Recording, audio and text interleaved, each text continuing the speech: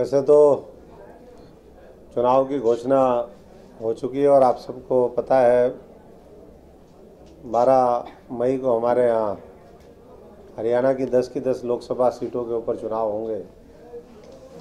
और अभी भी ऐसा लगता है कि क्योंकि 45 दिन पहले तक भी सरकार जो है अपनी सरकार खुद गिरा करके दोबारा सरकार बनाने के लिए फिर प्रयास कर सकती है, यानी कि विधानसभा चुनाव लोकसभा के साथ हो, ये अभी भी संभावनाएं बनी हुई है। अगले 10 दिन तक इस तरह की संभावनाएं बनी रहेंगी।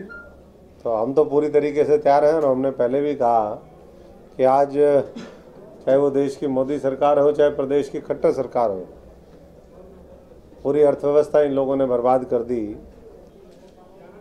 और इसलिए कांग्रेस पार्टी ने जैसे दूसरे प्रदेशों में ये कहा है कि हम किसानों के कर्जे माफ़ करेंगे, वैसे ही हम लोगों ने पिछले दिनों राहुल जी ने मुख्यमंत्री, सीएलपी लीडर, पूरे देश के पीसीसी प्रेसिडेंट, उनके एक मीटिंग बुलाई थी जिसमें हमने बात ये रखी कि किसान के कर्जे माफ़ करना, क्योंकि किसान आज बोझ तले हैं, बहुत दयनीय स्थिति उसकी है, आत्महत्या करने पे मजबूर है, इसलिए उसके तो कर्जे माफ़ होने ही चाहिए। लेकिन उसके साथ साथ खेती और मज़दूर आदमी जो है, गरीब आदमी जिनके 50,000 1 लाख रुपए तक के कर्जे होते हैं, वो भी सरकारों को माफ़ करने चाहिए। और हरियाणा हमने कहा था कि पहला ऐसा राज्य होगा जहाँ पर हम किसान के साथ साथ गरीब लोगों के भी कर्जे माफ़ करेंगे। बीपीएल सूची में जो त्रुटियां हैं वो भी हमने कहा है कि उसको भी दोबारा ठीक करवाने का काम करेंगे।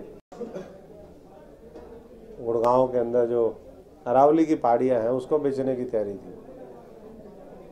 एक 10 एकड़ का प्लॉट है हाईवे पे, उसके अंदर 30 साल पहले वो डॉक्टर ने मना कर दिया था कि मैं इसको नहीं लूँगा, दोबारा उसको रिज्यूम करवा करके, क्योंकि आज हज़ारों करोड़ रुपए की वो ज़मीन है। तो जो सरकार कहती है, और ऐसे एक नहीं हज़ारों उदाहरण हैं, कहीं माइनिंग का स्कैम, 3 लाख करोड़ का माइनिंग का घोटाला इन्होंने किया है। यहाँ तो कुछ कर नहीं सकते थे, नहीं तो यहाँ भी सिरसा के अंदर तो इन्होंने कुछ भी नहीं किया। और जो बड़े प्रोजेक्ट थे उससे वंचित रखा। अब समय आ गया है जवाब मांगने का। अब इनेलो से भी जिसको इस इलाके ने सांसद दिया, 8 विधानसभा की सीटें दी 2014 के अंदर, 2009 के अंदर भी सांसद तो मुझे जिताया, लेकिन उस समय भी अगर विधानसभा की हम बात करें तब भी उनको वो था। और आज वो जो वर्तमान सरकार है भारतीय जनता पार्टी की, उससे पूछना चाहते हैं कि एक भी बड़े प्रोजेक्ट का क्या वो नाम बता सकते हैं भाजपा वाले या इनेलो वाले जो पिछले 5 साल में उन्होंने शुरू करवाया हो या शुरू करवा करके उसका कंप्लीशन किया हो। और ऐसी सरकार को उखाड़ने का हम सब लोगों को मिलकर के आने वाले दिनों में प्रयास करना है। और सिरसा की जनता, हरियाणा की जनता, भाजपा, इनेलो, उनकी जो दूसरी ओर टीमें तैयार होंगी हैं, उनको उखाड़ फेंकने का काम लोकसभा में करेगी। अरविंद शर्मा जी जब हमारी सरकार को गए हुए 6 महीने हुए थे, तब से लेकर के लगातार उनके प्रयास जारी थे।